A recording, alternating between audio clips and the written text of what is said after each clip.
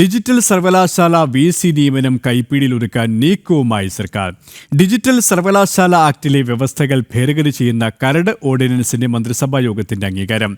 അംഗങ്ങളുടെ എണ്ണം വർദ്ധിപ്പിച്ച് സെർച്ച് കമ്മിറ്റിയിൽ സർക്കാർ അനുകൂലികളെ വർദ്ധിപ്പിക്കാനാണ് നീക്കം. VC നിയമനത്തിൽ സർക്കാരിന് മേൽക്കൈ നേടാനുള്ള ഓർഡിനൻസ് ഗവർണർ തള്ളാനാണ് സാധ്യത. വിശദാംശങ്ങളുമായി അഖിൽ പാലോട്ടുമഠം തുടരുകയാണ്. അഖിൽ ഇവിടെ സൂചിപ്പിച്ചതുപോലെ തന്നെ ഈ VC നിയമനത്തിൽ സർക്കാരിന് മേൽക്കൈ നേടാനുള്ള ഒരു നീക്കമാണ് സർക്കാർ നടത്തിക്കൊണ്ടിരിക്കുന്നത്, അല്ലേ?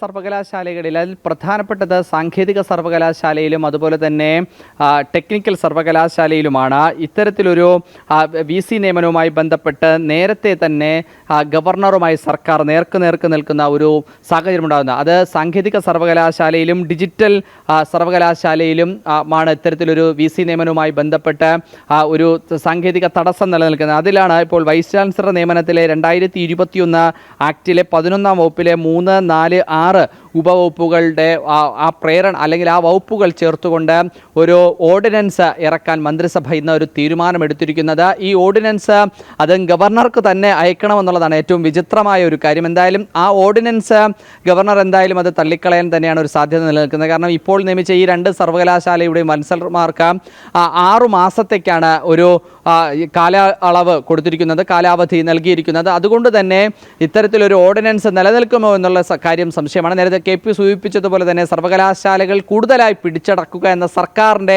ആ ലക്ഷ്യത്തോടു കൂടി, ഇടതുപക്ഷത്തിൻ്റെ ആ ലക്ഷ്യത്തോടു കൂടി തന്നെയാണ് പുതിയ നീക്കത്തെ നമുക്ക് കാണാൻ സാധിക്കുക. KP, തിരുവനന്തപുരത്ത് നിന്നും അഖിൽ പാലോട്ടുമഠമാണ് വിശദാംശങ്ങൾ നൽകിയത്.